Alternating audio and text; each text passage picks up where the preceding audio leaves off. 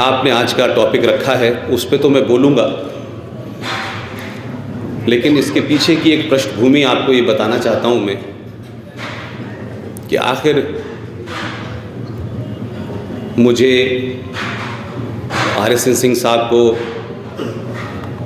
सुशील पंडित को, गौरव आर्या को, ये तमाम सारे लोगों को आखिर ऐसा क्यों लगा कि अब समय आ गया है कि हमको लोगों को सीधे उनके बीच पहुंच करके न सिर्फ 70 साल का फ्रॉड बल्कि इस देश में इतिहास के साथ, इस देश में 1400 साल पुराने एक बड़े फ्रॉड के साथ जो कन्फ्यूजन क्रिएट किया गया है, जो मान्यताएं आपके बीच में स्थापित की गई हैं, उनको उनकी ज़बान में तर्कसंगत तरीके से, लॉजिकली और फैक्चुअली आपके बीच रखा जाए, ताकि जो जनरेशन पिछले 70-80 साल से उस विचारधारा से डरी हुई है, उस विचारधारा के मानने वालों से डरी हुई है, और किस तरीके से उन्होंने आज़ादी के बाद अपने आप को ऐसा पोजीशन किया कि आज तक आप उन सच्चाइयों को नहीं जान पाए हैं या बताया नहीं गया। जिनको बताना चाहिए था उन्होंने बताया नहीं, और जो जानते थे वो इस बात को भी जानते थे कि अगर हमने इसकी सच्चाई बता दी तो ये जो पूरा हमने आडंबर खड़ा किया है ये टूट जाएगा। तो मुझे लगा कि सिंह साहब ने कहा कि भाई ये काम आपको करना है, तो दिसंबर 2017 से हम लोग देश भर में जा रहे हैं, और हमारी कोशिश किसी को बुरा भला कहना नहीं है, लेकिन इतना ज़रूर है कि सच बताने में अगर किसी के बारे में कुछ कहना है तो उससे मुझे कोई फ़र्क नहीं पड़ता। लोगों को सच बताइए, कौन नाराज़ होगा, कौन खुश होगा, कौन सत्ता में है, कौन विपक्ष में है। मैं ये मानता हूँ कि सत्ताएं आएंगी जाएंगी, लेकिन समाज जो है वो परमानेंट है, और जब समाज के कन्फ्यूजन दूर हो जाते हैं, जब समाज की वो तमाम सारी इंद्रियां खुल जाती हैं, तो फिर सत्ता पे वही बैठता है जैसे समाज चाहता है। हेलो दोस्तों, लोकतंत्र में जनता भाग्य विधाता होती है और जनता को यानी कि हर नागरिक को सच जानने का अधिकार होता है। लेकिन साथियों, सच बोला ही नहीं जाएगा तो सच पता कैसे चलेगा। आज संविधान कानून से ऊपर जाकर कुछ मौलाना सच बोलने वाले राष्ट्रवादियों के खिलाफ फतवे निकाल रहे हैं, और आपको ये समझना ज़रूरी है कि इस समस्या का हल क्या है और ऐसा क्यों हो रहा है। आइए सुनते हैं पुष्पेन जी को। मैं अपनी बात को इस्लाम, कुरान, हदीस, शरिया यहाँ से इसलिए शुरू करना चाहता हूँ कि इन विषयों के ऊपर कम लोग बात करते हैं। अभी हाल के दिनों में आप लोगों ने सुप्रीम कोर्ट का एक निर्णय सुना होगा मस्जिद के बारे में। ये बात मैं बचपन से जानता था, क्योंकि जहाँ मेरी तालीम और तरबियत हुई वहाँ कुरान शरीफ मैंने पढ़ा, कंपलसरी था। तो ये बात मैं तो बचपन से जानता था कि इस्लाम में मस्जिद जो है वो इस्लाम का हिस्सा नहीं है, उसका इस्लाम से कोई लेना देना नहीं है। मस्जिद एक नमाज पढ़ने की जगह हो सकती है। मस्जिद वैसे ही है जैसे कोई एक रेस्टोरेंट होता है, आप खाना खाने जाते हैं, कुछ समय बाद लगता है कि इसको तोड़ करके दूसरा बनाया जा सकता है, उसी तरीके से मस्जिद की हैसियत है। लेकिन मुझे इस बात का दुख है कि जो लोग सुबह से लेकर शाम तक इस्लाम, कुरान, शरिया की बात करते हैं, टेलीविज़नों पे डिबेट पे बोलते हैं, एक भी 25 करोड़ लोगों में से बड़े से बड़ा मैंने मुसलमान देखा, मुफ्ती देखा, मौलवी देखा, किसी ने इस सच को नहीं बताया कि मस्जिद इस्लाम का हिस्सा नहीं है। मस्जिद से इस्लाम का कोई लेना देना नहीं है। लिहाजा मैं मानता हूं कि मस्जिद भारत में पॉलिटिक्स का हिस्सा है। मस्जिद के ऊपर लगने वाला माइक भी पॉलिटिक्स का हिस्सा है। और अभी आप हो सकता है मेरे जीते जी इस बात को सुने कि कब्रिस्तान और कब्रों का कंसेप्ट भी इस्लाम में नहीं है। कब्र बनती नहीं है, पक्की कब्र हराम है इस्लाम में, लेकिन कोई मुफ्ती नहीं बताएगा आपको। कोई मुसलमान आपको नहीं बताएगा। लेकिन इस देश में 99% झगड़े या तो मस्जिद को लेकर के हैं, या कब्रों को लेकर के हैं, या मज़ारों को लेकर के हैं, और आपके भोजशाला में भी यही समस्या है। लेकिन तमाम लोग आएंगे, सियासी लोग आएंगे, मैं समझता हूं कि सियासी लोगों की अपनी मजबूरियां होती हैं, लेकिन समाज की कोई मजबूरी नहीं है भाई। समाज क्यों नहीं इन बातों को सवाल करता है? समाज क्यों नहीं इन बातों को पूछता है कि भाई आप ये बताएं कि जब सऊदी अरब के अंदर जिस मस्जिद में मोहम्मद साहब जाया करते थे, जिस कम्युनिटी हॉल के अंदर मोहम्मद साहब जाया करते थे, जब वो तोड़ी जा सकती है, तो फिर ये अयोध्या, काशी, मथुरा में मस्जिद कौन सी है भाई? इसको तो मुसलमानों को खुद ही तोड़ देना चाहिए था। जो मुसलमान सुबह से लेकर शाम तक गंगा जमुना तहजीब की बात करते हैं, भाई भाई की बात करते हैं, तो मुझे ये समझ नहीं आता कि हिंदुस्तान में ये कैसा भाईचारा है कि भाई आप हर बात में कहते हैं कि देखिए साहब, ये भोजशाला जो है ये हिंदू मुस्लिम यूनिटी का सिंबल है। तो हर वो जगह सिंबल कैसे हो सकती है जहां आपने मस्जिदों को बनाने के लिए मंदिरों को तोड़कर गुम्बद बदल दी और कहते हैं कि आप हमारे भाई हैं। आप हमारे पूजा स्थल को तोड़ें, आप हमारी पूजा पद्धति को बिगाड़ें, और उसके बाद कहें हम भाई भाई हैं, गंगा जमुना तहजीब है।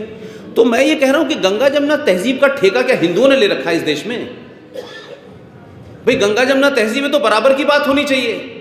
ये दुनिया का ऐसा मुल्क है कि जिस मुल्क में माइनॉरिटी के सामने मेजॉरिटी दोनों हाथ जोड़ के खड़ी हुई है, उनकी ठोड़ियों में हाथ डाल रही है, उनसे गुजारिश कर रही है, उनसे सिफारिश कर रही है कि भाई तुमने हमारे 30-40 हज़ार मस्जिद तोड़ी, मंदिर तोड़े, उसको मस्जिद में कन्वर्ट किया, हम तो तुमसे 1 या 2 मांग रहे हैं, वो उसको भी देने के लिए तैयार नहीं है। मैं बार बार ये कह रहा हूं कि मांगने से कभी कुछ मिला नहीं है। जहां भव्य राम का मंदिर बनाने की आप लोग बात कर रहे हैं, देश को जल्दी है, देश बनाना चाहता है, बनना भी चाहिए, इसमें कोई दो राय नहीं है। लेकिन ये भी मुझे बताइए कि सुप्रीम कोर्ट के ऑर्डर से टूटी थी क्या वो? तो सुप्रीम कोर्ट ने तोड़ा था क्या उसको? तो इस देश में हम अपने पुरुषार्थ को, अपनी 5000 साल पुरानी सभ्यता को, अपने उस पूरे कल्चर संस्कृति को जाने बगैर ही उससे हम कुंठित हैं, क्योंकि हमको गलत बता दिया गया है। अब हमको मौला रे मौला जो है वही हमारा क्या कहते हैं राष्ट्रीय गीत है।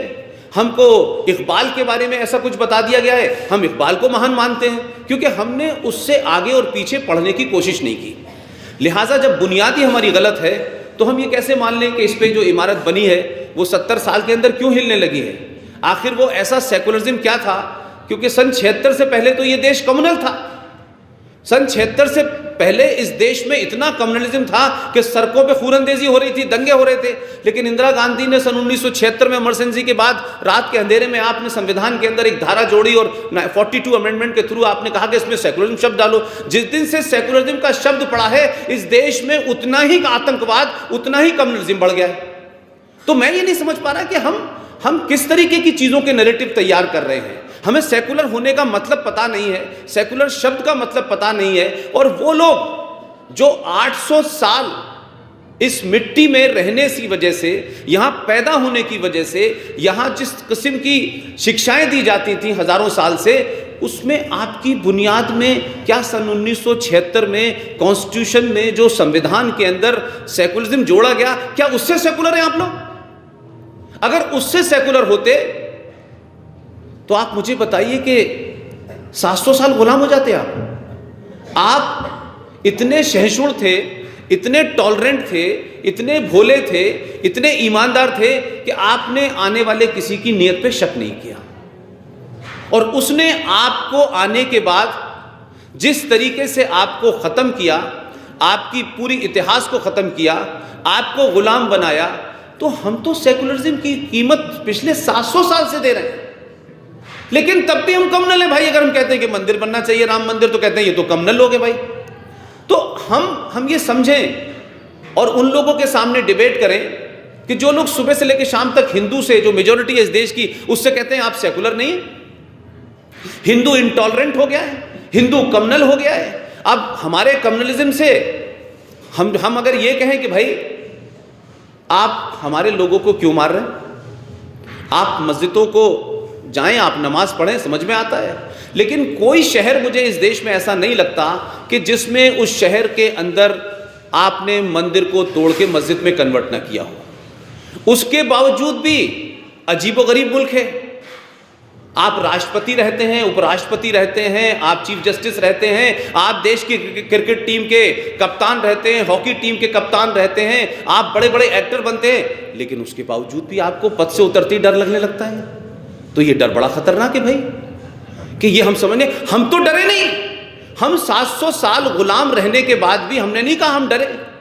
और हम ऐसे मेजॉरिटी के लोग हैं कि हमारे देश में जितने भी राज्य हैं उसमें एक राज्य है कश्मीर। उस राज्य में कोई 500 साल पुरानी घटना नहीं है। उस राज्य में जिसका क्लेम ये है, जिसमें मुसलमानों की मेजॉरिटी है, 68% मुसलमान उस राज्य में हैं, उस राज्य में वहाँ की सत्ता, वहाँ की व्यवस्था, वहाँ के आतंकवादी, वहाँ के अलगाववादी सब मिलके 3.5 लाख कश्मीरी हिंदू पंडितों को मारते हैं, बलात्कार करते हैं, हत्याएं करते हैं और उनको अपने देश में एक शरणार्थी बना देते हैं। उसके बावजूद भी हिंदुओं से पूछा जा रहा है भाई आप तो इंटॉलरेंट हो गए, आप तो जो है इस वक्त आपने देश में असहिष्णुता फैला रखी है और धार्मिक उन्माद पैदा कर रखा है। लेकिन अब हम इसको पूछेंगे नहीं, क्योंकि कश्मीर का मामला है, 3 लाख पंडितों का मामला है। मैं शुरू से कहता रहा हूं कि अगर कश्मीर के अंदर 3.5 लाख पंडितों को रात के अंधेरे में मस्जिदों का इस्तेमाल करते हुए, उन मस्जिदों में जिसमें आपने हथियार रखे, उन मस्जिदों में जिसमें रात में आप अजान दे दे के आपने कहा ला शर्किया ला शर्किया ला इलाहा इल्लल्लाह, यहाँ रहना होगा तो कलमा पढ़ना होगा, इस तरीके के नारे लगाए। आपने हजारों औरतों को मारा, उनके घर लूटे। और ऐसी ऐसी घटनाएं हैं कि जिस औरत ने अपने कॉलेज टाइम में जिस छात्र को पढ़ाया उसी ने उसका रेप किया और मर्डर कर दिया। आप एक ऐसी विचारधारा से लड़ रहे हैं कि जहां हजारों साल रहने के बावजूद भी आपके और उनके बीच में एक ऐसा तारतम्य नहीं बना, एक ऐसा संबंध नहीं बना कि उन लोगों ने आपको मारा जो आपके साथ बरसों से थे। आप उस मानसिकता से ये उम्मीद कर रहे हैं, उस आइडियोलॉजी से ये उम्मीद कर रहे हैं कि आप उनको पुचकार करके, कुछ कंसेशन दे करके, कुछ माइनॉरिटी कमीशन बना करके, माइनॉरिटी मिनिस्ट्री, आप उनको चाहते हैं कि वो आपकी बात मानने लगेंगे। आप तो उनसे कोई गर्दन पे तलवार रख के तो नहीं कह रहे कि भाई हमारी ये बात मानो। हम तो उन लोगों में से हैं कि भाई आज भी 2018 में इस देश में राष्ट्रवादी सरकार है, राज्यों में है, उसके बावजूद भी हमारे धर्मगुरु उन लोगों की ठोड़ियों में हाथ डाल रहे हैं कि भाई ये हमें दे दो, इस पे से दावा छोड़ दो। लेकिन उसके बावजूद भी सवाल ये हो रहा है कि नहीं। तो मुझे ये बात समझ में नहीं आ रही कि जब सुप्रीम कोर्ट ने ये साफ साफ कह दिया, क्योंकि हमारे देश में सुप्रीम कोर्ट इस समय सरकार चलाती है, इस देश में प्रधानमंत्री की, राष्ट्रपति की आवश्यकता नहीं है। आप कोई अखबार किसी दिन का पढ़ लें, 8-9 खबरें सुप्रीम कोर्ट की होती हैं। सुप्रीम कोर्ट ने कहा कल से ये बंद हो जाना चाहिए, परसों से वो बंद हो जाना चाहिए, महाकाल पे पानी कितना चढ़ना चाहिए, शबरीमला पे क्या होना चाहिए। तो सुप्रीम कोर्ट ही देश चला रहा है, तो फिर इस देश की व्यवस्था और सत्ता की जरूरत क्या है भाई। और सुप्रीम कोर्ट और कोर्ट कचहरी कब से किसी के फेत को तय करने लगे। अगर मुझे बताएं कि अगर यही तर्क दिया जा रहा है कि सबरीमला के अंदर जेंडर जस्टिस होना चाहिए, महिलाओं को बराबर अधिकार मिलना चाहिए, तो सुप्रीम कोर्ट फिर ये क्यों नहीं कहता है कि हिंदुस्तान की हर मस्जिद में मुसलमान मर्द के साथ में मुसलमान औरत भी नमाज पढ़ेगी। ये भी कह के देखे, ये कहने में क्या दिक्कत है भाई। तो आप मस्जिद के नाम पे आपने 70 साल डराया, आप डर गए, अब सुप्रीम कोर्ट ने कह दिया है। तो मैं आपसे भी सबसे ये सवाल करना चाहता हूं कि जब सुप्रीम कोर्ट ने भी कह दिया, कुरान की रोशनी में ये कह दिया, उसका रेफरेंस देके कर दिया, तो मथुरा और काशी में किसका इंतजार कर रहे हैं आप? किसका इंतजार कर रहे हैं आप भाई, और क्यों कर रहे हैं? अरे हम कोई इलीगल काम कर रहे हैं। सुप्रीम कोर्ट ने कहा कि इस्लाम के अंदर मस्जिद का कोई कंसेप्ट नहीं है, तो फिर वो मस्जिद नहीं है ना, फिर तो किसी ने इंक्रोच किया ना आपके मंदिर को तोड़ करके। तो आप फिर सुप्रीम कोर्ट से करेंगे अब इसको तोड़ के हमें वापस दिलाए। तो इस देश का हिंदू ही क्यों चाहता है कि सब काम सुप्रीम कोर्ट ही करे, खुद कुछ भी करिए आप भाई। बर्मा वालों ने अपना काम करना था, कर दिया। आप सुप्रीम कोर्ट से कह रहे हैं कि भाई रोहिंग्या यहां रहेंगे कि नहीं रहेंगे। अब सुप्रीम कोर्ट कहता है रोहिंग्या को यहां रखिए क्योंकि हमारा संविधान ये कहता है। तो सुप्रीम कोर्ट का रोहिंग्या को लेकर के जो मानवता का जो स्केल है वो तो बड़ा हाई है। लेकिन इसी देश में इसी देश में शांति प्रिय लोग, इसी देश में अपने देश से प्यार करने वाले लोग, 3.5 लाख लोग दिल्ली की सड़कों पे शरणार्थी बने हुए हैं। उनकी मानवता के लिए सुप्रीम कोर्ट का कभी दिल में पसीजता नहीं है। तो ये इसलिए भी होता है कि मुझे लगता है कि सुप्रीम कोर्ट जो है या ऐसी तमाम संगठन, इसलिए शायद इस देश में इस किस्म का माहौल बन रहा है कि जो चिल्लाएगा, जो डराएगा, जो धमकी देगा आपको और आप उसको धमकी देने में कामयाब हो जाएं तो ठीक है। और इसीलिए जामा मस्जिद का इमाम जो दिल्ली में है, विदेश से आया था, आप सब जानते हैं, बुखारा से आया था, यहाँ का तो था नहीं भाई। उसके ऊपर 65 FIR है नॉन अवेलेबल, 65 FIR जिसमें उसको नॉन अवेलेबल वारंट है। लेकिन सर दिल्ली पुलिस ने सुप्रीम उसमें लिख के दिया दिल्ली हाई कोर्ट को कि इनको गिरफ्तार करने से दंगा हो जाएगा, शांति बिगड़ जाएगी। तो पिछले 10 साल से हाई कोर्ट ने पूछा नहीं कि इतना बड़ा ये गुंडा है कि इसको पकड़ने से दंगा हो जाएगा, तो हो जाए दंगा। आपको रूल ऑफ लॉ लागू करना चाहिए ना, आप रूल ऑफ लॉ क्यों नहीं लागू कर रहे यार? इसका मतलब है कि आप कोई फैसला देंगे और चंद लोग शहर के अंदर दंगा कर देंगे कि हम फैसला नहीं मानेंगे, तो सुप्रीम कोर्ट कहेगी नहीं नहीं नहीं नहीं, हमारा फैसला बेकार है। क्योंकि आपको पता है कि जो सहिष्णु समाज है, जो टॉलरेंट समाज है, वो आपको नुकसान नहीं पहुंचाएगा, वो धमकी नहीं देगा। तो मैं बार बार सुप्रीम कोर्ट से कहता हूं, भाई इस टॉलरेंट समाज को आप क्यों मजबूर कर रहे हैं कि ये वैसे ही करने लगे जैसा और कर रहे हैं?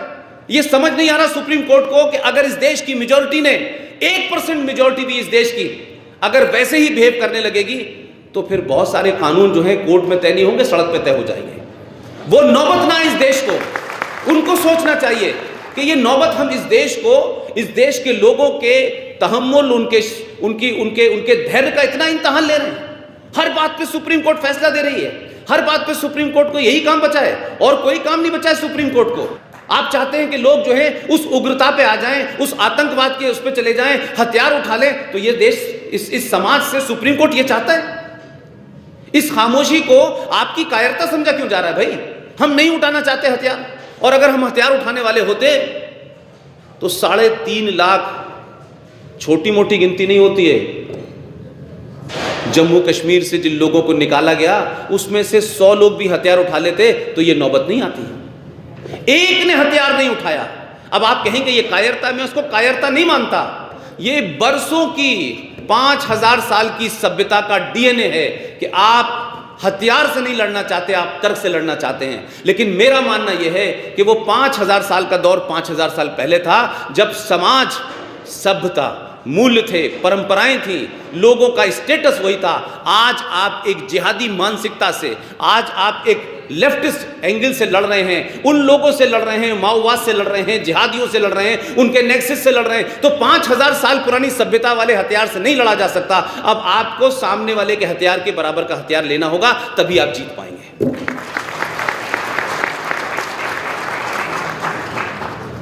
आप हर छोटी बात पे देखें, डिबेट में देखें, हर छोटी बात में साहब इस्लाम खतरे में है। मैं ये समझ नहीं पा रहा कि एक धर्म 1400 साल पहले शुरू हुआ, मैं वो अच्छा है बुरा है उस पर नहीं जा रहा। मैं तो जो किताब में लिखा है मैं तो उसी की बात करता हूँ भाई। जो किताब में लिखा है कम से कम उसी को फॉलो कर लो। आप उसको भी फॉलो नहीं करना चाहते तो आप हिंदुस्तान में इस्लाम के नाम पे और कुरान के नाम पे आप अपनी मंशा और अपनी फितरत को थोपना चाहते हैं, क्योंकि एक समाज ने उस किताब को पढ़ा नहीं है, उस भाषा को पढ़ा नहीं है। लिहाजा आपको लगता है सुबह से शाम तक झूठ बोलो, खूब जम के झूठ बोलो। तो मैं कहता हूं कि भाई आप ईमान, रोज़ा, नमाज, हज और ज़कात, ये 5 प्रिंसिपल हैं इस्लाम के, इनको फॉलो करने वाला मुसलमान होगा। लेकिन इन 5 के अंदर शर्तें भी हैं। ईमान जो है वो पहली शर्त है। और ईमान का अब आप पूछेंगे कि कुरान मजीद में मुसलमान लिखा हुआ है क्या कहीं वर्ड कि ये किताब मुसलमानों के लिए है? ऐसा तो नहीं लिखा हुआ। कुरान मजीद में लिखा हुआ है कि जिसका ईमान मुसल्लत होगा यानी कंप्लीट होगा वही मुसलमान कहलाएगा। तो भाई ये कुरान शरीफ कोई मुसलमानों के लिए नहीं लिखी गई थी कि तुम्हें ही पढ़ना है इसको। पुष्पेन जैसे लोगों के लिए भी लिखी गई थी, तुम भी पढ़ लेना इसको, ताकि ये जब झूठ बोले तो सच बता देना समाज को। तो आप जितना फ्रॉड हमारे देश में है, यानी इस खित्ते में है, बांग्लादेश और पाकिस्तान में कुरान और इस्लाम को लेकर जो झूठ और मक्कारी का फरेब चल रहा है, वो पूरी दुनिया में कहीं नहीं है। इसलिए हमारी ऐसी समस्या कहीं नहीं है।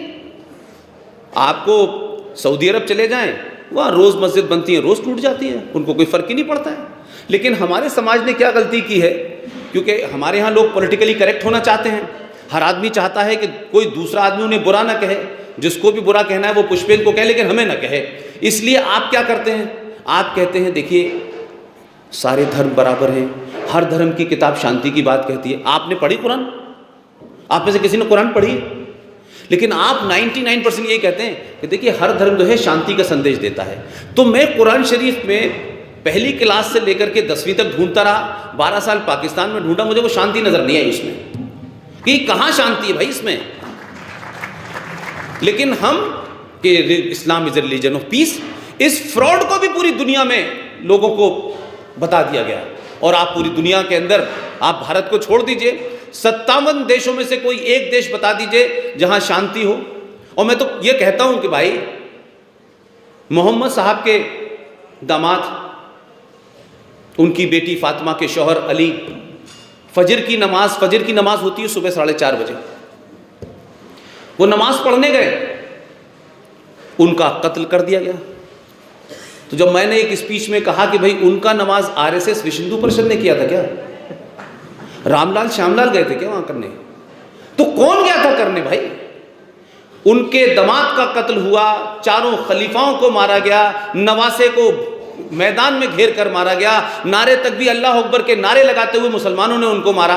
तो भाई इसमें तो हम कहीं भी जिम्मेदार नहीं थे। तो तुम्हारे खलीफा मारे गए, मोहम्मद साहब के दामाद मारे गए, खुद मोहम्मद साहब को किस तरह से मारा गया वो भी सबको पता है, उसके बाद की हिस्ट्री सबको पता है। तो जो धर्म कत्ल से शुरू हुआ हो, वो धर्म आज 2018 में कह रहा है कि we are religion of piece.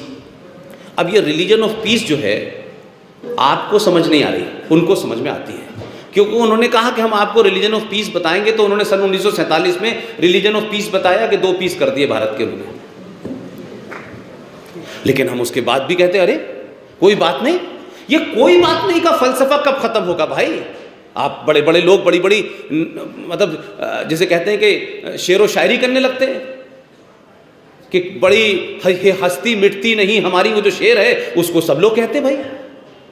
तो मैंने अभी फेसबुक पे कहा लोगों से कि भाई ये जो लोग कहते हैं कि कुछ बात है कि हस्ती मिटती नहीं हमारी, तो मैंने कहा जाओ पता करो कभी अफगानिस्तान में भी होती थी बस्ती तुम्हारी, वहां भी तो जाके देखो। लेकिन हमें अपने आप को खुश रहने के लिए, अपने आप माहौल को बचाए रखने के लिए हम अवॉइड करते हैं। और यही वजह है कि अगर सबरीमला पे हमला हो रहा है, किसी खास सोच के साथ हो रहा है, किसी एजेंडे के साथ हो रहा है, आप 1000 साल पुरानी परंपरा को सिर्फ इसलिए कि सुप्रीम कोर्ट के 2 जजों को इतना ज्ञान है कि उन्होंने कहा कि वहां इस उम्र से इस उम्र की महिला को जाने की इजाजत नहीं है। अरे जो 1000 साल से कोई परंपरा बनी होगी तो उसके पीछे कई सारे एक्सपेरिमेंट हुए होंगे। लेकिन आप किस तरीके से, वहां की पुलिस ने किस तरीके से इस माओइस्ट लोगों ने मिल करके वहां 2 लोगों को अंदर डाला और फिर आपने उस अयप्पा की मूर्ति का खंडन किया, इसे तो मैं माओइस्ट असॉल्ट मानता हूं। लेकिन मैं ये पूछना चाहता हूं कि भाई इस मानसिकता से हिंदू देश का कब बाहर निकलेगा कि सबरीमलाई का मामला होगा तो हमारा थोड़ी नहीं कोई मामला है, हमारा तो महाकाल से मतलब है, यूपी वालों का काशी से मतलब है, बिहार वालों का किसी और से मतलब है। ये जो मानसिकता 700 साल 800 साल जिसके कारण आप गुलाम रहे, इसको तोड़िए। सबरीमलाई भी आपके लिए उतना ही प्यारा है जितना काशी प्यारा है, जितना महाकाल प्यारा है। आपकी खामोशी और आपका रिएक्शन न देना लोगों को ताकत देता है, और हम इतिहास में जो भूल कर चुके हैं उसको रिपीट कर रहे हैं। क्यों धार में, भोपाल में, काशी में, आसाम में, बिहार में क्यों रिएक्शन नहीं हो रहा? क्यों रिएक्शन नहीं होता भाई? और जब आप एक ऐसे ढांचे को, जिस ढांचे को इस्लाम में गैर कानूनी कहा गया, आप जब उसको ढहा देते हैं तो प्रतिक्रिया कहां कहां होती है? पाकिस्तान में, अफगानिस्तान में, बांग्लादेश में और इस्लामिक वर्ल्ड में प्रतिक्रिया हो जाती है कि मस्जिद तोड़ दी। लेकिन उनकी प्रतिक्रिया तो विदेशों में बैठे लोग दे रहे हैं, लेकिन हमारे अपने ही मुल्क में, हमारे ही जो सालों के पुराने मंदिर हैं उनको कैसे उनका उपहास किया जा रहा है, कैसे उनको बिगाड़ा जा रहा है, और हम शांत रहते हैं। तो हमने 700 साल पहले जो गलती की, क्या अब हम उसको दोहराना चाहते हैं? क्या हम इतना नहीं समझ पा रहे कि 700 साल के बाद पिछले 70 साल में क्या हुआ है? कैसे कैसे आपकी चीजों को ऐसा कर दिया गया है कि आप इधर निकलते हैं तो इधर फंस जाते हैं, इधर निकलते हैं तो इधर फंस जाते हैं। सिख, क्रिश्चियन, मुसलमान, इनके चढ़ावे का तो हिसाब मुसलमान रखेगा, लेकिन हिंदुओं के चढ़ावे में से सरकार को जाएगा। भाई सरकार हमारे मंदिरों के पैसे से चलेगी, सरकार मेरे आपके टैक्स से चलेगी, और कश्मीर के लोगों को 80 करोड़ रुपया हमारे टैक्स का दिया जाएगा, और कश्मीर का आदमी भारत की सेना को मारेगा, उसको पत्थर से मारेगा, उसके पीछे से हमला करेगा और उस देश के खिलाफ बोलेगा, पाकिस्तान की बात करेगा, कश्मीर को आजाद करने की बात करेगा। तो भाई हम सबको पूछना चाहिए कि आखिर हिंदुस्तान की टैक्स पेयर जो हम हैं, जिससे सरकारें चलती हैं, सरकार चलाने के लिए दिया है हमने, देशद्रोहियों को पैसा देने के लिए नहीं टैक्स जमा किया। ये रिएक्शन क्यों नहीं आता आपसे? सरकार किसी की हो, सरकार आएंगी जाएंगी, मैं फिर बार बार कह रहा हूं, लेकिन अगर आपने अपने समाज को सच बात नहीं बताई, अपने समाज को वो जो आपका इतिहास है उससे आपको अपडेट नहीं कराया और सोच में बदलाव पैदा कर दिया, इससे बड़ा दुनिया में बदलाव नहीं होता। समाज आसानी से नहीं बदलता। इस 4-5 साल से मैं देख रहा हूं कि जो बदलाव समाज में आया है उसी की वजह से है। आप में से कोई मुझे नहीं जानता, जो भी कुछ मैं टेलीविजन पे या अपने फेसबुक पे डालता हूं, उस कारण से हमारे आपके बीच में रिश्ता बना, और मैं शायद कोई ऐसी बात नहीं कह रहा हूं जो आपने नहीं सुनी होगी, और आप रात के 9 बजे मुझे सुन रहे हैं। तो मुझे लगता है कि सरकारों का विरोध कीजिए, उनको बुरा भला कहिए, उनका कॉलर पकड़िए, उनको डांटिए, डराइए, लेकिन गिराइए मत भाई। आप गिरा देंगे तो आप ये समझ लीजिए कि कोई बहुत बड़ा काम नहीं आप करने जा रहे हैं। तत्कालिक तौर पे बहुत सारी चीजें हो सकती हैं, अगर आप गिराने लगे चीजों को तो ये तो ऐसा महान देश है कि विदेशों में ये भी लिखा जाता है कि ये दुनिया का सबसे बड़ा लोकतंत्र है, लेकिन इसी लोकतंत्र में प्याज के भाव जो है सरकार गिरा देते हैं। कमाल का देश है भाई, प्याज महंगी हो गई तो सरकार गिर जाती है भाई। ये सरकार इतनी कमजोर है, इस देश की सरकार का कोई अस्तित्व ही नहीं है। ये इतना बड़ा देश है, दुनिया का बड़ा लोकतंत्र है, और हमारे ऊपर लोग हंसते हैं कि साहब प्याज के दाम बढ़ने से सरकारें गिरती हैं क्या? लेकिन हम ये सब कर चुके हैं। अरे आपने जो गलतियां की हैं, हमसे जो गलतियां हो गई हैं, वो अब ना हो, कम से कम अब तो कमर कस ले भाई। ये महत्वपूर्ण है। हजारों शिकायत होती हैं, मैं मानता हूं। क्या हजारों शिकायत घरों में नहीं होती? क्या हम अपने पिता को मारने लगते हैं? क्या घर तोड़ देते हैं अगर बहुत सारी मांगें नहीं पूरी होती? क्या सब बच्चे विद्रोह कर देते हैं? तो ये मुझे लगता है कि ये इस समाज को मनन करना चाहिए कि हम जिस चैलेंजेस से, जिन चुनौतियों को हम देख रहे हैं, वो कश्मीर से लेकर कन्याकुमारी तक है। और जिन लोगों को ये गलत फहमी है या जिन लोगों को इस बारे में कोई पता नहीं है कि कश्मीर में जो कुछ हो रहा है वो सिर्फ कश्मीर में हो रहा है। इस देश में लगातार मैं कह रहा हूं 500 से ज्यादा कश्मीर बन चुके हैं। इसका अंदाजा नहीं है आप लोगों को। आप जागिए, आप सोचिए कि आज भी आपके देश के अंदर आप सुरक्षित नहीं हैं। ना आपकी बहनें सुरक्षित हैं, ना माएं सुरक्षित हैं। जिसको जो मौका मिल रहा है वो कर रहा है। आप एक ऐसी मानसिकता से लड़ रहे हैं, ऐसी आइडियोलॉजी से लड़ रहे हैं कि आप अभी यहां जहनी तौर पे तैयारी नहीं है उसका काउंटर करने के लिए। और मैं तो अभी काशी होके आया हूं, कुछ दिन पहले मेरा 3-4 दिन पहले लेक्चर था, क्योंकि वहां डिमोलिशन का काम चल रहा है। वहाँ जो बराबर में मस्जिद है, जहाँ कभी महादेव की जगह हुआ करती थी, वहाँ से उखाड़ के दूसरी जगह रखा गया है। उस मस्जिद में ऊपर गुम्बद जो है बस वही इस्लाम है, बाकी पूरा मंदिर है वो नीचे। उसमें तमाम तस्वीरें बन रही हैं, उसमें तमाम कंगारू बन रहे हैं, उसमें कमल के फूल बन रहे हैं, उसमें लक्ष्मी जी की तस्वीर बनी हुई है। लेकिन उसके बावजूद भी वो लोग जो हमसे कहते हैं कि आप सेकुलरिज्म का प्रमाण दीजिए, वो ये नहीं कहते कि भाई देखिए उन्होंने गलती की थी, उन्होंने गलती की थी। आज अगर हिंदुस्तान में भाईचारा रहना है, हिंदू मुस्लिम एकता की बात रहनी है, तो मेरी अपनी एक मांग है। जिस दिन इस देश के मुसलमान बिना पूछे सुबह निकलें और दिल्ली में जो 57 सड़कें हैं उन हमलावरों की अकबर से लेके औरंगजेब, औरंगजेब से लेकर के शाहजहां, शाहजहां से लेके तमाम सड़कों के नामों को तोड़ दे जा करके, और इस देश में जितने भी 30,000 मंदिरों को तोड़ा है उनको खुद अपने हाथ से तोड़े, कह के ये आपकी है और आप इसे अपने पास रखिए, तब मैं मानूंगा कि गंगा जमुना तहजीब है, जब मैं मानूंगा हिंदू मुस्लिम भाईचारा है। ये नहीं हो सकता भाई, ये अजीब हिंदू मुस्लिम भाईचारा है कि आप जरा सी किसी बात को कहते हैं तो लोग हथियार उठा लेते हैं, लोग इस्लाम की बात करने लगते हैं, लोग मुल्क बांटने लगते हैं। कश्मीर का शहर मुफ्ती खड़े होकर कहता है कि भाई जब हम मात्र 10 करोड़ थे तब तो पाकिस्तान बन गया था, अब हम 25 करोड़ हो गए, अब दोबारा से बनना चाहिए। लेकिन एक सेकुलर लीडर को मैंने नहीं देखा कि उस मुफ्ती की गर्दन पकड़ लेते कि तुमने कहा कैसे। एक मुसलमान को नहीं देखा मैंने कि उसकी बात को कंडेम करते, लेकिन नहीं।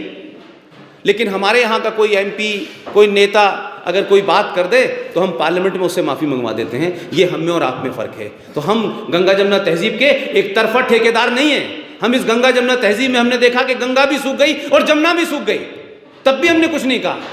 इस देश के रिसोर्सेज के बारे में, इस देश के पर्यावरण के बारे में, इस देश के तमाम रिसोर्सेज के बारे में हमने तो नहीं देखा किसी को चिंता हो। बाबरी मस्जिद के अलावा कोई रैली निकली हो इस देश के अंदर कि गंगा सूख गई है, हम भी इसमें काम करेंगे, इसका पानी तो हम भी पीते हैं। लेकिन वो कहते हैं कि हम पिए न पिए, रोहिंग्या आएंगे हम उनको भी पिलाएंगे, 5 करोड़ बांग्लादेशी आएंगे उनको भी पिलाएंगे। तो भाई मेरे, आपने इस मुल्क को समझ क्या रखा है? आपने समझा क्या इस मुल्क को भाई? क्योंकि आपको लगता है कि हमारा तो एक ही काम है, एक ही एजेंडा है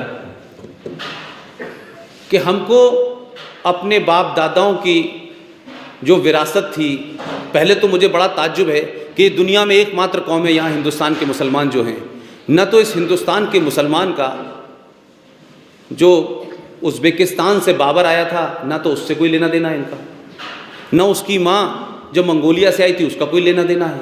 लेकिन ये सिर्फ इसलिए कि वो आए थे, उन्होंने इस देश पे राज्य किया, मंदिरों को तोड़ा, इस देश की तमाम संस्कृति को नष्ट किया, सिर्फ उस सैडिस्ट प्लेजर के चलते, आपको छोटा दिखाने के चलते। ये पहले लोग हैं जो अपने बाप ही बदल लेते हैं। इनसे पूछो भाई तुम्हारा बाप नहीं था वो, आपको बताना पड़ रहा है, वो कहते नहीं वही हमारा बाप था। तो मैं ये कह रहा हूं कि आप उन लोगों से सवाल तो करें भाई, इसी देश में रह रहे हो, पढ़ रहे हो, लिख रहे हो, कोई पूछ नहीं रहा है तुमसे। लेकिन इस हमारी जो हमारा बिहेवियर है, जो हमारी सोच है, जो हमारी संस्कृति है, भाई हम उसकी वजह से हथियार चलाना हमें नहीं सिखाया गया। लेकिन हमें उतनी दूर तक मत ले जाओ कि हम बर्मा बन जाएं। और जिस दिन बर्मा होगा उस दिन लोग कहाँ होंगे नहीं पता होगा। ये गलत फहमी निकाल दें दिमाग से। मैं यही कह रहा हूं कि मैं कभी ये नहीं कहता किसी से भी, किसी सभा में मैंने नहीं कहा कि हिंदुओं को हथियार उठा के लड़ना चाहिए, मैं नहीं कहता। आपको हथियार उठाने की जरूरत ही नहीं है। आप जिस दिन यहां पे तय कर लेंगे ना, वो हथियार से ज्यादा काम करेगा। अपने इस जहन को ठीक करिए, सच को सच कहिए। झूठ कहने से कोई बहुत दिन तक आपका दोस्त नहीं बना रहेगा। आप दोस्ती की कीमत 700 साल से दे रहे हैं, 70 साल से दे रहे हैं। इस देश का पहला शिक्षा मंत्री था। आज जो शिक्षा पढ़ रहे हैं, जिस साहब ने शिक्षा मंत्री थे, उन शिक्षा मंत्री से पूछिए कि वो कहां पैदा हुए थे, कहां से आए थे। हमने तो मक्का से पैदा होने वाले आदमी को भारत का पहला शिक्षा मंत्री मान लिया भाई। हमने तब भी कुछ नहीं कहा। लेकिन वो देश का कैसा शिक्षा मंत्री था जो इस देश की शिक्षा प्रणाली को बना रहा था, लेकिन उसमें खुद इतना दम नहीं था कि उसने जो किताब लिखी, मौलाना आज़ाद ने एक किताब लिखी, उसका नाम है इंडिया विंस फ्रीडम। उस किताब में आप कुछ लिखना चाहते थे, दिल की बात जो मक्का से आई थी उनके मन में, यहां तो कर नहीं पाए। वो बात लिखने के लिए उन्होंने 30 पन्ने लिखे और कहा कि मेरे मरने के 30 साल बाद इसमें चिपका देना। भाई मैं जीते जी तो नहीं बोल सकता। जो देश का शिक्षा मंत्री इतना कमजोर हो, इतना झूठा हो, इस तरीके का आदमी हो, उसने भारत को क्या शिक्षा पद्धति दी होगी मुझे समझ में नहीं आता। आप उसे भारत रत्न दे रहे हैं, आप उसे महान बता रहे हैं। आप जरा सुने ना उनकी जामा मस्जिद पे जो उन्होंने स्पीचें दी हैं। अब सब कुछ अवेलेबल है, बताएं ना उनकी सोच के बारे में। तो जिन लोगों ने पाकिस्तान बनाने की मांग की इस देश में, वो तो गए नहीं, वो तो यहीं रह गए और वो चले गए भाई। अब जो यहां हैं वो हमारे ऊपर एहसान करते हैं। जिनके बाप दादा ने इस देश की आर्मी से लड़ने के लिए रजाकारों की फोर्स बनाई, वो कह रहे हैं कि देखिए हिंदू हमको बेवकूफ ना समझें, हमारा ये एहसान है इस मुल्क के ऊपर कि हम जब पार्टीशन हो रहा था तो हमने जिना की बात नहीं सुनी, हम सिर्फ पाकिस्तान नहीं गए क्योंकि हम यहां रहना चाहते थे। ये कमाल की बात है। ये कौन लोग कह रहे हैं जिन्होंने हैदराबाद के अंदर 1 लाख लोगों की रजाकार की फोर्स बनाई और हैदराबाद को पाकिस्तान में मिलाना चाहते थे? वो तो भला वो पटेल साहब का उन्होंने इतना मारा कि वो यही भूल गए कि हम कहां बनाए, और उसके बाद वो पार्लियामेंट में खड़े होकर कहते हैं कि हिंदुओं को एहसानमंद होना चाहिए हमारा। हमारे तो बाप दादा यही कहते भाई। तो ये अच्छा था, लड़ाई में हार गए तो कहा क्या कहते ये है, नहीं तो आपने पूरी कोशिश की। तो जो गए थे उनका हाल क्या हो रहा है आपको पता है। जो पाकिस्तान यहां से गए थे उनकी हालत क्या है उसका अंदाजा नहीं है, क्योंकि मेरा ऑफिस कराची में था इसलिए मुझे पास से देखा मैंने। हमारे मुल्क में जो मुसलमान रह रहा है ना उसको इस बात का अंदाजा नहीं है, या शायद वो इस गलतफहमी का शिकार है कि इस देश का हिंदू जो है उसने दुनिया नहीं देखी है। पूरी दुनिया में जिन हालात में हिंदुस्तान का मुसलमान है ना, सऊदी अरब का मुसलमान भी नहीं है, कतर दुबई का मुसलमान भी नहीं है। लेकिन इनको सिर्फ यहां रहते हुए अपना निज़ाम मुस्तफ़ा का जो ख्वाब है, मुगलों की भूली हुई उस हुकूमत का ख्वाब है, जो लोग ये समझते हैं कि जब तक हिंदुस्तान पर इस्लाम का झंडा नहीं फैलेगा तब तक ग़ज़वाए हिंद पूरा नहीं होगा, क्योंकि उसका जिक्र तो आपकी किताबों में लिखा हुआ है कि पूरी दुनिया के अंदर इस्लाम उस दिन पूरा माना जाएगा जब भारत पे इस्लामिक झंडा फहराया जाएगा। इसलिए ग़ज़वाए हिंद की फ़िलॉसफ़ी आपने पढ़ी नहीं है। वो ग़ज़वाए हिंद की फ़िलॉसफ़ी का हिस्सा है डेमोग्राफिक चेंज, ग़ज़वाए हिंद की फ़िलॉसफ़ी का हिस्सा है ये पॉपुलेशन का बढ़ाना। ये इसलिए नहीं है क्या कहते कि उनको कोई मज़ा आ रहा है, उनको पता है कि एक तरफ हथियारों से लड़ो, एक तरफ डेमोग्राफिक चेंज करो और एक तरफ इस देश के रिसोर्सेज पे कब्जा करो। यही है धीरे धीरे धीरे धीरे धीरे धीरे 70 साल के बाद आज आप इस स्थिति में बैठे हैं कि आप जायज़ की आपकी मांग नहीं मारी जा रही। आप कोई जायज़ मांग भी मांग रहे हैं वो आपकी नहीं मांगी जा रही, और इस देश की मेजॉरिटी जो है वो ऑन द रन है। वो अपने ही देश के अंदर शरणार्थी बनी हुई है, वो अपने ही अधिकारों को नहीं बचा पा रही, अपने पूजा स्थलों को नहीं बचा पा रही, अपने कल्चर को नहीं बचा पा रही, अपनी शिक्षा पद्धति को नहीं बचा पा रही। और बार बार ये कहा जाता है साहब देखिए हम सुरक्षित नहीं हैं, अब हमें डर लगता है। तो कभी कभी हामिद अंसारी को डर लगता है, जब वो इस देश के तमाम बड़े पदों पर रहा तब तक उसको डर नहीं लगा, मेरी यूनिवर्सिटी का वाइस चांसलर था, लेकिन पद से उतरते ही उसे डर लगने लगा। नसरुद्दीन शाह को डर लगने लगा, आमिर खान को डर लग रहा है। तो मैं ये कहता हूं मेरा कि अब तुम्हें डर लगना भी चाहिए। ये बहुत दिन हो गए, लगना भी चाहिए तुम्हें डर। आखिर हमने तो भाई इस तुमको डर न लगे, तुम सुरक्षित रहो, उसके लिए सक्सेसिव सरकारें आई, उन्होंने पूरी कोशिश की। मैं नसरुद्दीन शाह से लेकर यूनिवर्सिटी के तमाम मक्कार लोगों से पूछना चाहता हूं, मुंबई में 400 लोग मारे गए बम धमाकों में, तब डर नहीं लगा था? 3500 सरदारों को दिल्ली में मारा, डर नहीं लगा? कश्मीर में अयूब पंडित को सिर्फ इसलिए मार दिया कि उसके बैच पे पंडित लिखा था, उसको तो भीड़ ने घुमा घुमा के मारा, हाथों से मार दिया, तब डर नहीं लगा? ये डर इसलिए लग रहा है, मेरा अपना एक्सपीरियंस कहता है, नसरुद्दीन शाह भी उसी यूनिवर्सिटी से पढ़े हैं जहाँ से मैं पढ़ा के आया हूँ। ये डर इसलिए लग रहा है कि इस देश में राष्ट्रवादी ताकतों ने सवाल पूछना शुरू कर दिया है, इसलिए डर लग रहा है। इस डर के पीछे का कारण ये है कि कहीं ऐसा ना हो कि सवाल पूछते पूछते लोग हमसे पूछने लगें और हमारे पास जवाब ना हो। लिहाजा माहौल को हमेशा ऐसा रखो कि हिंदू इस देश का बैकफुट पे रहे, हमेशा अपोलोजिस्टिक रहे, हमेशा इस बात के लिए कि हमसे कोई गलती ना हो जाए। और मैं समझता हूँ कि पिछले 5-6 साल से जो माहौल बना, कोई इस देश में ख़तरे में नहीं है, कहीं कोई ख़तरा नहीं है। ख़तरा किस बात से है वो एक लाइन में आपको बताता हूँ। इस देश में 3 तलाक की डिबेट आप सबने देखी होगी, सभी को मोरलेस पता है कि 3 तलाक का मामला क्या है। कुरान शरीफ में जिस तलाक का जिक्र है ये वो तलाक नहीं है जो ये कर रहे हैं। कुरान शरीफ में इस तलाक का जिक्र नहीं है। जो ये तलाक जिसकी बात हो रही है इसे तलाक़े बिद्दत कहते हैं। ये हराम है, ये नाजायज़ है। लेकिन आप मुझे बताइए, क्या नरेंद्र मोदी नहीं आते तो उससे पहले तक ये हराम काम हो रहा था? या नरेंद्र मोदी को अल्लाह मियां ने भेजा है मुसलमानों को ठीक करने के लिए कि जाइए ये हमारे बताए रास्ते से उतर गए, जाइए इनको ठीक करिए? वैसे इसमें कोई गलत बात भी नहीं है। कुरान शरीफ में सूरह निसा नाम की एक आयत है, उसमें फरमाया गया है, ये मैं नहीं कह रहा, कुरान शरीफ की आयत बता रहा हूँ, उसमें कहा गया है अल्लाह ने कहा अपने लोगों से कि मैंने तुम्हें जिंदगी के हर शोबों के लिए बताया है, तुम्हें क्या क्या करना है, कैसे कैसे करना है। अगर मेरे बताए रास्ते से हटोगे तो मैं इसी ज़मीन पर कुछ फरिश्ते भेजूंगा, वो फरिश्ते तुम्हें मेरे बताए रास्ते पे ले आएंगे। अब मैं नहीं जानता मोदी और योगी वो फरिश्ते हैं कि नहीं है, आई नहीं, लेकिन अल्लाह मियाँ ने कहीं ये नहीं कहा था कि उसका नाम खालिदी होगा, एहसान खानी होगा। अल्लाह मियाँ ने नाम तो बताया नहीं था, लेकिन अब वो आ गया है। तो वो बेचारा जो काम इन्हें करना चाहिए था कई सालों से, जो इन मुनाफिकों को करना चाहिए था कि जो कुरान में नहीं लिखा वो तुम क्यों कर रहे हो भाई। हम कह रहे हैं अपनी किताब के मुताबिक ही चले, तो आप अपनी किताब के मुताबिक नहीं चलते। तो अब आप तलाक़ बिद्दत पे आपने जो किया उस पर all India Muslim personal law board के बारे में आपको सिर्फ 2-3 बातें बताता हूँ। All India Muslim law board जो था वो 1973 में एक एनजीओ थी, एक एनजीओ बनी, लेकिन वो खाप पंचायत की तरह बात करती है। उन्होंने सुप्रीम कोर्ट पे तलाक़ बिद्दत पे जो एफिडेविट दिया है ना, वो बहुत खूबसूरत है भाई। अब इस देश में किसी को नहीं बताया गया कि उस एफिडेविट में क्या लिखा हुआ है, बताया नहीं गया, बस एफिडेविट दिया है।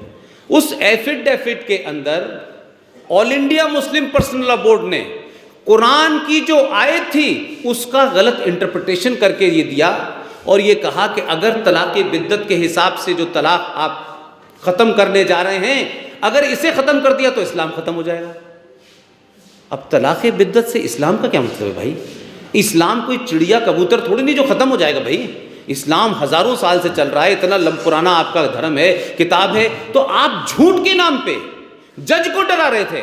वो तो अल्लाह खैर करे कि वो जज साहब समझदार थे, उन्होंने 4 बड़े लोगों को बुलाया, उन्होंने कहा ये क्या लिखा है, उन्होंने कहा ये बकवास है, ये झूठ है, कुरान शरीफ में ये लिखा हुआ है, ये नाजायज़ है।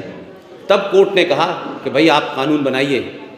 तो हज़ारों ऐसी चीज़ें वो कर रहे हैं जिसका इस्लाम से कोई मतलब ही नहीं है, कुरान से कोई मतलब ही नहीं है। आपने किताब पढ़ी नहीं है, वो किताब दिखा के आपको डराने लगते हैं। अब कुरान शरीफ की 30 आयतों में 34 बार जिहाद का जिक्र आया है। जिहाद बिल्कुल सब जगह लिखा हुआ है। अब जिहाद को सही मायनों में तो बताएंगे नहीं, तो जिहाद को बताएंगे नहीं जिहाद तो ये है कि हमारे अंदर जो बुरी प्रवृत्ति हैं उनके ऊपर काबू पाना। तो भाई पाओ ना बुरी प्रवृत्तियों के ऊपर काबू, हमारे ऊपर क्यों काबू पा रहे हो भाई? पाओ ना काबू उसके ऊपर, तो अपनी गलत कामों के ऊपर काबू पाओ। लेकिन ये नहीं बताएंगे कि जिहाद का मतलब क्या है। 34 बार जिक्र आया 30 आयतों के अंदर, लेकिन नहीं बताएंगे। तो मैं ये कह रहा हूं कि आपको डराने के लिए, आपको धमकाने के लिए, सरकारों को डराने के लिए ये किताब का इस्तेमाल हो रहा है। और उस किताब के अंदर ब्लैक एंड वाइट है, उसमें कुछ चीज़ें हैं जो गलत हैं, जो मैं मानता हूं मेरे हिसाब से गलत हैं। अगर गलत नहीं होती तो दुनिया का इतना बड़ा राइटर सलमान रश्दी ने जो बात लिखी है गलत थोड़ी नहीं लिखी है कोई उसने। लेकिन जो सही बात कहता है उसको या तो काफिर कह देते हैं, वो मुसलमान होता है तो उसको कहते थे ये तो बिक चुका है, और हिंदू कह दें तो फिर तो वो कम्युनल है, वो आरएसएस का होगा, वो विश्व हिंदू परिषद का होगा। तो यानी सच बात सुननी नहीं है भाई हमको। अपने मौलवी की नहीं सुनते, मुफ्ती की नहीं सुनते। जो मौलवी मुफ्ती हैं वो उनको वो सब बताते हैं जो उसमें है नहीं, जो है वो करते नहीं। तो भाई आप बताएं मुझे कि कब्रों का कंसेप्ट नहीं है, कब्र नहीं बन सकती इस्लाम में।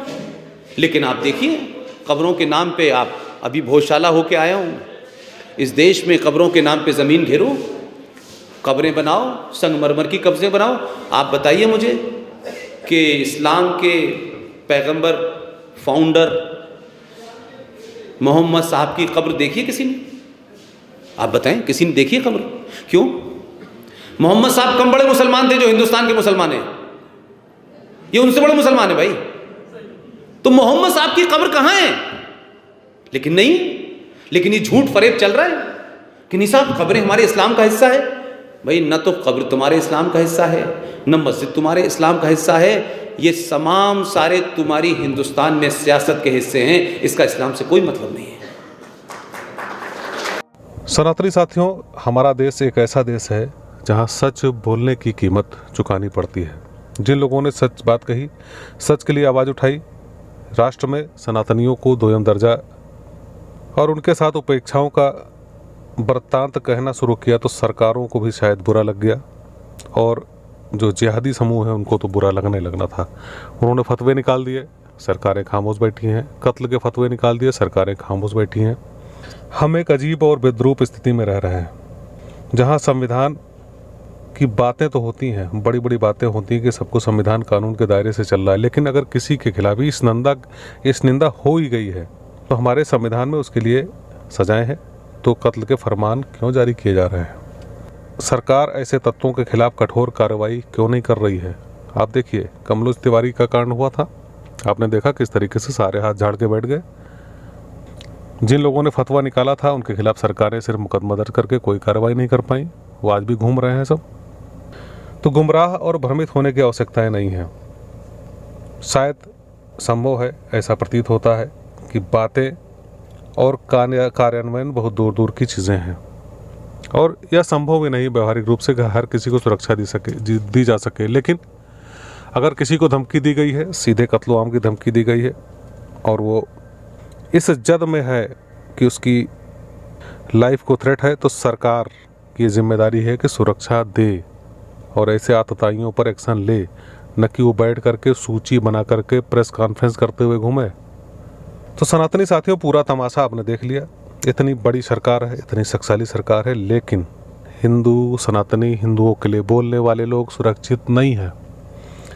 तो सनातन समाज को ही विचार करना पड़ेगा, सोचना पड़ेगा कि उनका अगला कदम किस तरीके का होगा। अगर कोई बात बात पर कत्ल व गारत पे उतर आता है, इसका क्या इलाज हो सकता है, क्या कार्रवाई की जा सकती है? आपने पुष्पेन जी को सुना, आप उनके विचारों से सहमति रखते हैं तो हमारे चैनल को लाइक, सब्सक्राइब और शेयर करके जाइएगा साथियों। फिर मिलेंगे इसी स्थान पर, तब तक के लिए नमस्कार, जय हिंद, वंदे मातरम।